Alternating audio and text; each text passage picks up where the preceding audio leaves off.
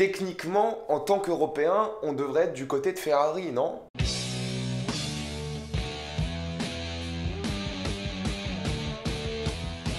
Le Mans 66. Comme d'habitude, ce qui a été indiqué dans le titre de la vidéo, il n'y aura pas de spoiler, vous êtes tranquille, après on va tout spoiler. Ford connaît des pertes colossales au niveau des ventes et doit un peu redorer le blason de sa compagnie. C'est pour ça qu'il décide d'embaucher Carroll Shelby qui va devoir construire une voiture prête pour faire les 24 heures du Mans. C'est marrant parce que Le Mans 66 est le titre européen du film, alors qu'aux États-Unis le film s'appelle Ford versus Ferrari. Je pense que la raison est assez évidente à ça. Les Américains connaissent beaucoup plus les marques Ford et Ferrari que les 24 heures du Mans, alors que de manière générale, les Européens connaissent le nom et l'endroit de la course automobile. Donc c'est encore une fois un bon exemple de comment localiser un peu un film. Et pour le coup, je trouve que c'est une bonne manière de le faire parce que le titre est quasiment le même. Il y a des fois des exemples où le titre est complètement différent aux États-Unis et en Europe, tu te retrouves avec un titre qui n'a vraiment aucun sens. Pour moi, le fait de changer par exemple Moana à Vaiana en Europe, j'ai jamais compris. Enfin bref, Le Mans 66 est réalisé par James Mangold et j'aime bien James Mangold, c'est lui qui a réalisé Logan récemment et Walk the Line et bien d'autres films, mais j'aime beaucoup son approche assez western, assez country à beaucoup de ses films. Il a une approche vraiment très sud-américaine, de personnages vraiment cow-boy. Beaucoup de ses personnages sont souvent solitaires, on le voit par exemple avec Logan,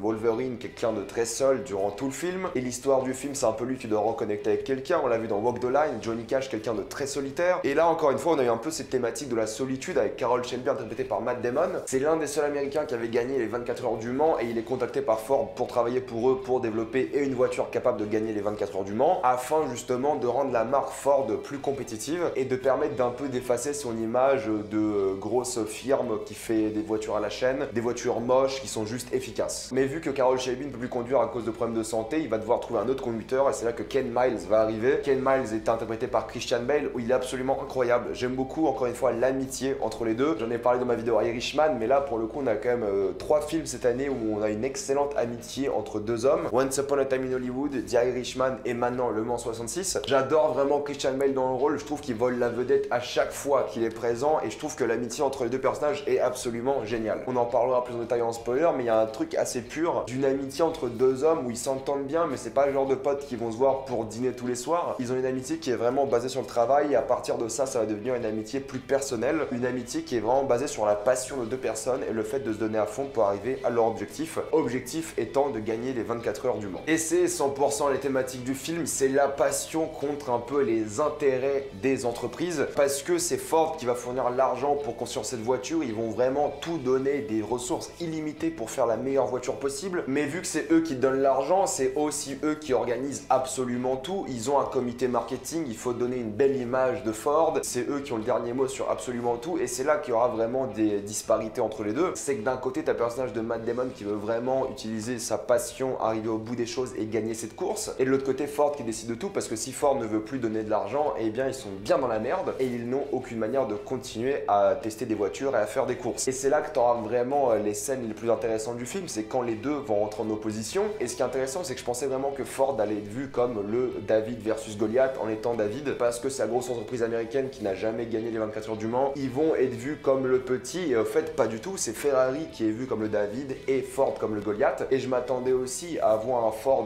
beaucoup trop bien mis en valeur, même pour le film. Ford sont les vrais méchants du film, Ferrari pour le coup sont vus comme une entreprise qui font ça pour la passion. Enzo Ferrari, qui est je trouve très bien interprété dans le film, vraiment fait ça pour la passion, il s'en fiche presque de sa production, il s'en fiche vraiment de tout ce qui l'intéresse c'est voir ses voitures gagner des courses. Et c'est là que c'est intéressant, c'est que notre personnage principal va travailler entre guillemets pour la mauvaise entreprise, du moins l'entreprise qui n'est pas passionnée, et l'autre côté, Enzo Ferrari, qui sont quand même les méchants d'après le titre du film, vont être les gens passionnés qui vont rester là. Tu verras Enzo Ferrari rester durant les 24 heures debout à regarder la course être faite. Alors que de l'autre côté, Henry Ford 2 va peut-être faire autre chose pendant la course. Il y a plein d'éléments comme ça qui sont très intéressants, c'est que du coup, Ford n'est pas le grand gentil du film, mais au contraire est un peu le méchant. Il n'y a pas de rivalité, il n'y a pas d'espionnage, il n'y a rien de ce côté-là, c'est vraiment Ford versus Ford. Et du coup, c'est ça qui est intéressant dans le titre, c'est qu'ils ont dit Ford versus Ferrari pour la course en effet, mais c'est pas la thématique du film. La thématique du film, c'est vraiment comment gérer ce qui se passe à Ford. Et c'est ça qui est intéressant, c'est ces compagnies qui se font racheter, ces compagnies qui font confiance aux chiffres, aux statistiques avant même de faire confiance à l'esprit humain. C'est un peu le duel de Ken Miles dans ce film, c'est vraiment contrôler cette voiture, trouver une voiture aérodynamique, avoir une voiture qui est facilement contrôlable avec de bons freins, avec un bon système d'aération, etc.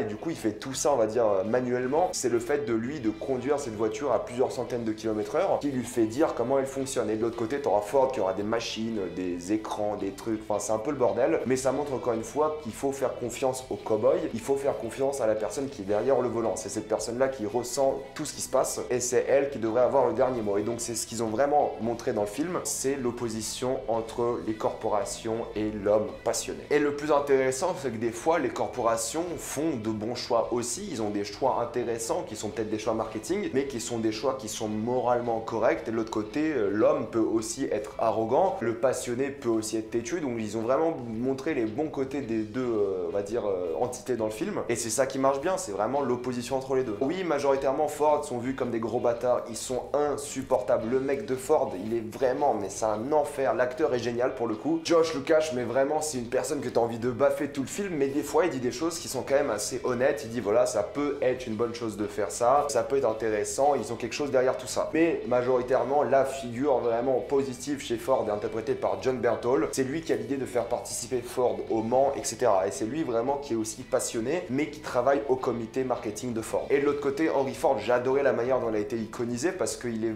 vraiment bâtard. Le mec pas du tout passionné, qui pense qu'à l'argent, etc., etc. Un mec qui a un ego absolument énorme, qui pense qu'à sa gueule et à son image et qui va faire tout ce qu'il peut en son pouvoir pour avoir une bonne image et vraiment mettre en valeur la marque Ford. Pour le coup, Tracy Litz a aussi été génial. Donc ça que j'ai beaucoup aimé, c'est le duel entre le passionné et l'entreprise qui est vraiment bien mis en valeur et vraiment avec plusieurs nuances de gris pour le coup. Il n'y a pas une entreprise qui est totalement méchante ou totalement gentille. Ça a été vraiment bien nuancé. En plus de ça, j'ai adoré vraiment tous les acteurs. Et il y a beaucoup de scènes mémorables dans ce film. La fin m'a fait ressentir tellement d'émotions, je m'y attendais absolument pas. Parce qu'au fait, contrairement à Rush, qui était un film beaucoup plus intense, je trouve, Le Mans 66 te surprend, mais totalement. Quand tu connais pas l'histoire, parce que c'est quand même une histoire vraie, bah t'es sur le cul. Et je pense vraiment que le film est plus intéressant si tu ne connais pas l'histoire, parce que du coup, le dénouement est vraiment surprenant. Mais sinon, niveau mise en scène, j'ai adoré les différents plans de la caméra durant les courses, qui est vraiment au ras du sol. Je sais pas à quelle vitesse ils sont allés avec la caméra positionnée là-bas, mais ça te montre vraiment la vitesse des voitures. J'ai adoré les couleurs durant la course finale. On aurait dit un film italien des années 70 pour le coup. J'ai vraiment trouvé que c'était un film qui est très beau alors qu'ils n'ont pas de beaux décors. Il n'y a aucun moment où ils ont des décors où tu dis waouh, c'est impressionnant. C'est souvent du béton, c'est souvent des bureaux, c'est souvent des courses, mais il y a quand même une certaine pureté à l'image. Il y a quand même une certaine passion qui se dégage de l'image même et c'est ça qui est fort pour le coup. Et je me suis dit 2h30 sur un film de voiture, je vais vraiment me faire chier, mais pour le coup, absolument pas. C'est passé extrêmement vite. J'ai pas vu les 2h30 passer parce que l'histoire se renouvelle sans cesse. Jamais ça tourne en rond. C'est l'évolution d'un personnage qui a vraiment une vie de famille à gérer, de l'argent à gagner, qui veut vraiment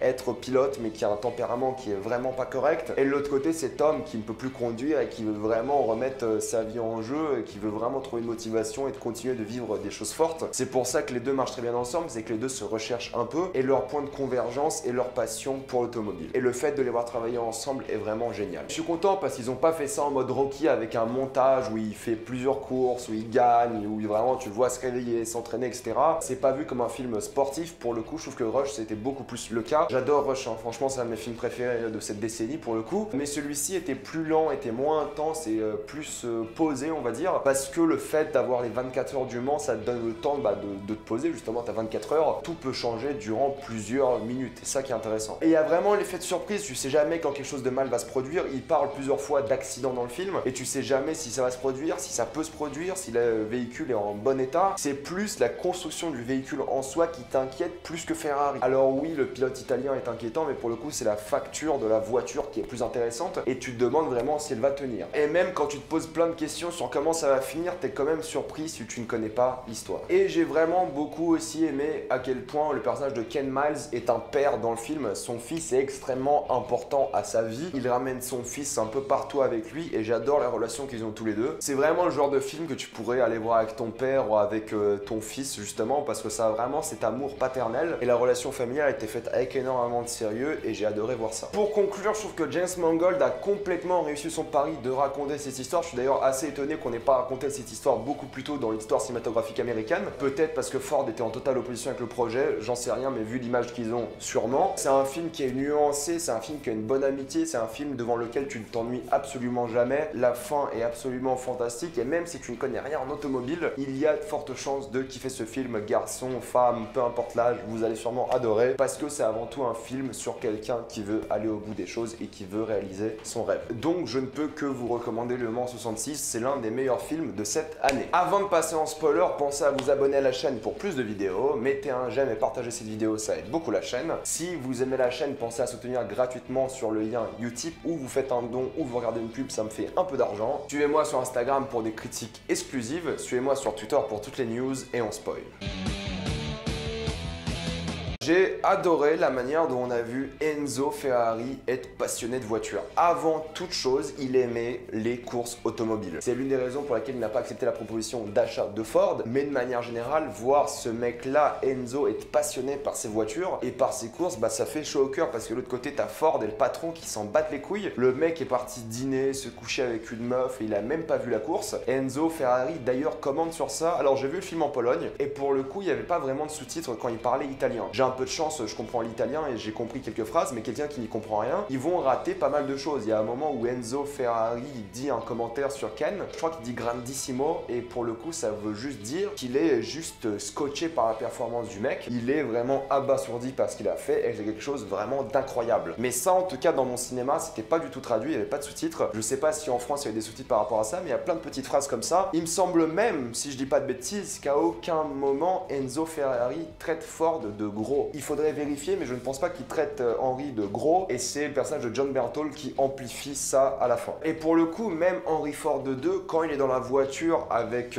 Carroll Shelby, je me suis dit putain, il pleure parce qu'il a peur, etc. Et quand il dit qu'il pleure parce que son père n'a jamais vécu cette sensation, il n'a jamais vu ça, tu sens vraiment beaucoup d'émotion parce que tu vois une figure qui est vraiment méchante pour le coup, qui pense qu'à l'argent, qu'au profit, et au fait, il a quand même un cœur, il a quand même des sentiments, il pense quand même aux choses assez intéressantes, et ça a vraiment nuancé le personnage. C'est le personnage de George Lucas qui est pas du tout nuancé et qui est vraiment détestable. Pour revenir maintenant à l'amitié entre évidemment Shelby et Ken Miles, j'ai adoré l'amitié. Pour moi, elle a été représentée à un moment absolument anodin du film, mais absolument parfait pour le coup. Quand les deux se battent, il y a les courses de Ken qui tombent par terre et à un moment, Carroll Shelby prend une conserve et il regarde la conserve et au lieu de frapper avec, il prend le pain qui est juste à côté et le frappe avec le pain. C'est truc tout bête, une conserve ça aurait fait beaucoup plus mal et ils sont vraiment amis, ils ont pas envie de se faire du mal. Jamais ils se foutent des droites sauf au tout début pour le coup, mais tu vois qu'ils se respectent, tu vois qu'ils s'aiment beaucoup. Et j'ai aussi beaucoup aimé la relation entre Ken et sa famille, surtout avec sa femme et son enfant, ils ont une vraie relation familiale. La femme est très impliquée dans le travail de Ken et elle a envie qu'il réalise ses rêves, tout en sachant qu'ils ont besoin d'argent, c'est pour ça qu'elle l'incite un peu à travailler pour Ford. Et en même temps, elle a envie que ce soit une relation tout à fait honnête. Du coup, ils avaient une belle relation amoureuse. Pareil avec son fils, j'ai vraiment adoré la relation qu'ils avaient tous les deux. C'était une belle relation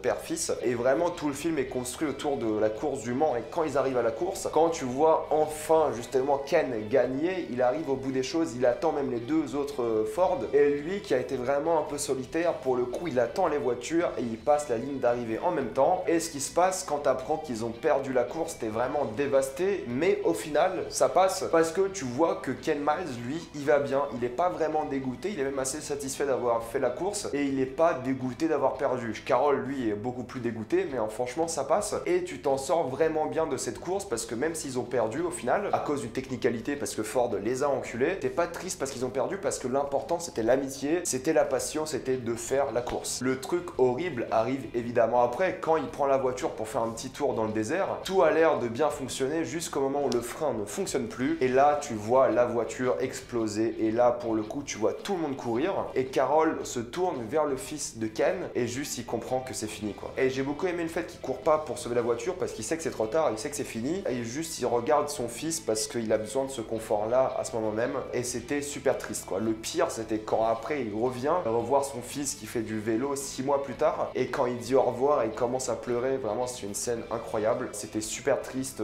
tu t'en veux énormément et c'était horrible. J'ai vraiment beaucoup aimé le film mais la fin l'a vraiment surélevé et je m'y attendais absolument pas. C'était un peu mon avis sur Le Mans 66. Mettez-moi dans les commentaires ce que vous en avez pensé, avez-vous adoré, détesté dans les commentaires. Me concernant, c'est l'un des meilleurs films de cette année, comme je vous l'ai dit. Pensez à vous abonner à la chaîne pour plus de vidéos. Mettez un j'aime et partagez cette vidéo, ça aide beaucoup la chaîne. Si vous aimez la chaîne, pensez à soutenir gratuitement grâce au lien Utip ou vous faites un don ou vous regardez une publicité, ça me fait un peu d'argent. Suivez-moi sur Instagram pour des critiques exclusives, suivez-moi sur Twitter pour toutes les news et salut à tous.